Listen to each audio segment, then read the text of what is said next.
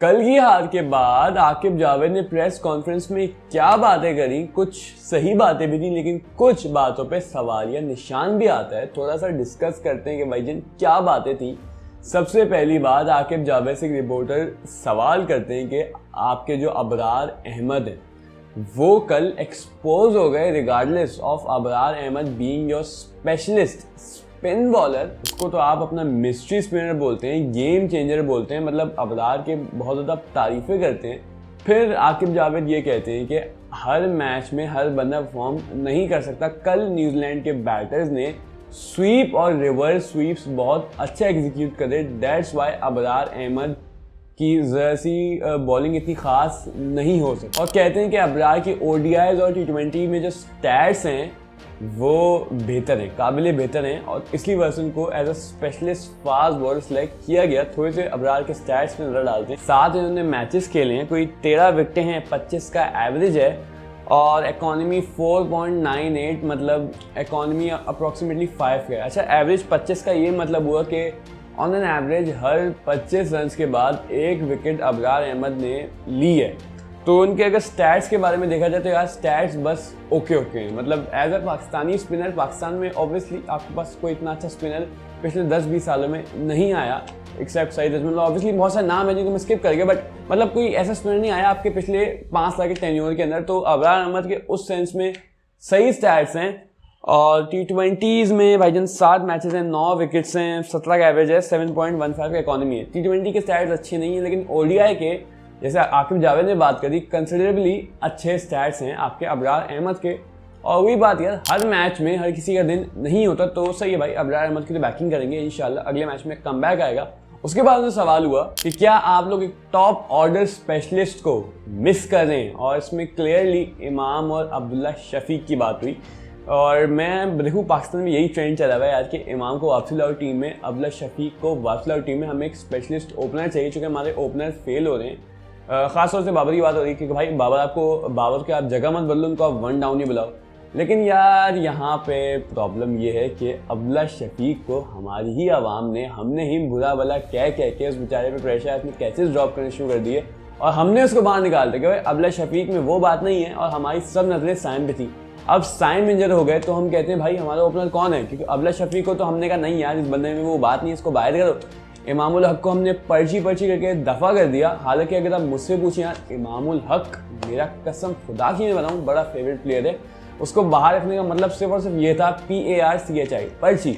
हालांकि मुझे personally Imamul Haq regardless performance देते नहीं देते, मुझे वो टेक्निकली काफ़ी साउंड और अच्छे बंदे रखते हैं, उनकी लाजमी पाकिस्तान क्रिकेट टीम में जगह बनती है। आपको पता है इमामुल हक की एवरेज क्या है ओडीआई में?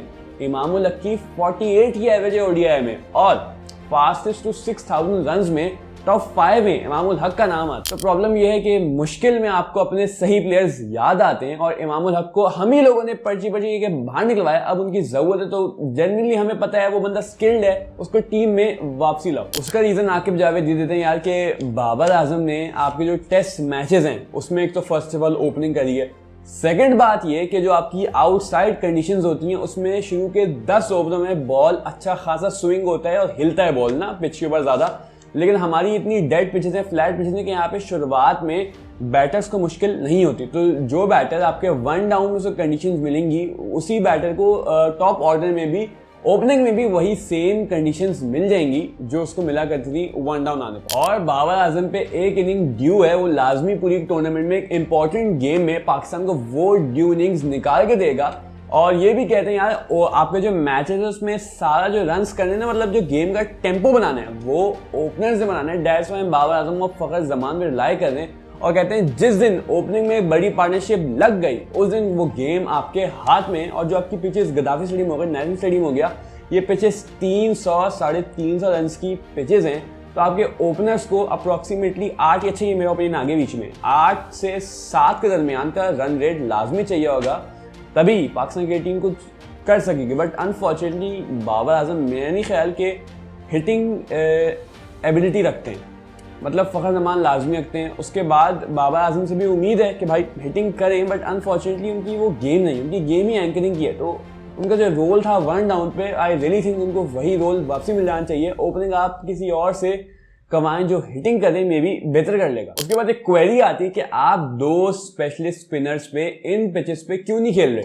हालांकि ये पिच तो स्पिन को सपोर्ट कर रही है, माना अब एक स्पेशलिस्ट स्पिनर दूसरी की रिक्वायरमेंट है कि सलमान अली आगा और खुशदिल शाह से आप इतना एक्सपेक्ट नहीं कर पाते क्योंकि वो ऑलराउंडर्स हैं, उतनी अच्छी स्पिन बॉलिंग नहीं करवा पा रहे वो।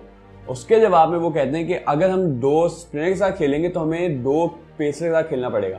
लेकिन यार बात यह है कि हमने कल के मैच में वही तो किया है। हमारे पास जो फहीम अशरफ है, अगर आप उनको एक पेसर मान रहे हो तो आपने उनसे 2 ओवर करवाए। ऑन दी अदर हैंड हमारे जो सलमान अली आगा हैं उन्होंने भाई 10 ओवर्स कमाए कल। और at the moment Aqib Javed का ये जहन है और प्लान है कि एक दफ़ा हारिस वापसी आ जाए तो आपके पास 3 पेसर होंगे, हारिस, नसीम और शाहीन, और आपके पास एक स्पेशलिस्ट स्पिनर होगा डेट इज अबरार। उसके बाद फिर आप पार्ट टाइम स्पिनिंग करवा देंगे, कभी आगा सलमान से, कभी खुशदिल से, और जब कभी जरूरत होगी तो आप एक पार्ट टाइम स्पिनर को बिठा के आप फहीम अशरफ को अंदर कर लेंगे, जो कि पार्ट टाइम पेस बॉलर है। मतलब जिस टीम के खिलाफ जो रिक्वायरमेंट होगी उस रिक्वायरमेंट को उस तरीके से एग्जीक्यूट करा जाए। एंड में से ये सवाल होता है कि यार खुशदिल शाह और राना फहीम अशरफ को सिलेक्ट करने का मतलब क्या था, इसके पीछे थॉट प्रोसेस क्या था। उसमें आके जावेदी कहते हैं कि भाई हमने प्लेयर्स नहीं देखी, हमने पोजीशंस देखी। फॉर एग्जांपल से आपके खुशदिल शाह हैं, वो आपके एक स्पिनर हैं बट ऑलराउंडर स्पिनर हैं। Same goes for Fahim Ashraf. Fahim Ashraf एक सीम बॉलर हैं, तो हम लोग को एक जगह रिक्वायरमेंट थी एक सीम ऑलराउंडर की, एक स्पिन ऑलराउंडर की, जो at the moment Pakistani circuit में फहीम अशरफ देखे सीम ऑलराउंडर है ना, क्योंकि आमिर जमाल में भी था but Aamir Jamal unfortunately according to Aqib Javed ज़रा सा अंडर कॉन्फिडेंट रहे और उनका जो जब से उनको इंजरी हुई थी उसके बाद से उनका वो कमबैक ना हो सका जो पाकिस्तान की टीम एक्सपेक्ट कर रही थी। तो दैट्स वाई पाकिस्तान की टीम राना फहीम अशरफ के साथ जाना पसंद किया। और राना फहीम अशरफ को एक्सपीरियंस भी है, थोड़ा बहुत बीपीएल में परफॉर्मेंस देते हुए आ रहे हैं। दैट्स वाई हमने उनको ओडीआई में कंसिडर कर लिया। और खुशदिल शाह यार आप बीपीएल की वजह से सिलेक्ट किया भाई, but at the moment Pakistan की टीम थोड़ी सी उथल पुथल लग रही है। आपको अपने कॉम्बिनेशंस नहीं पता बिफोर द टूर्नामेंट, अभी टूर्नामेंट सर पे है और आपको अपने टीम के जो बोलते हैं यार 100% ट्रस्टेबल प्लेयर्स का अभी तक अंदाजा नहीं है। इस वीडियो का काम करेंगे इंशाल्लाह, फिर मुलाकात होगी एक और वीडियो में एक और टॉपिक के साथ। जब तक आप लोग अपना ख्याल रखिएगा। अल्लाह हाफ़िज़।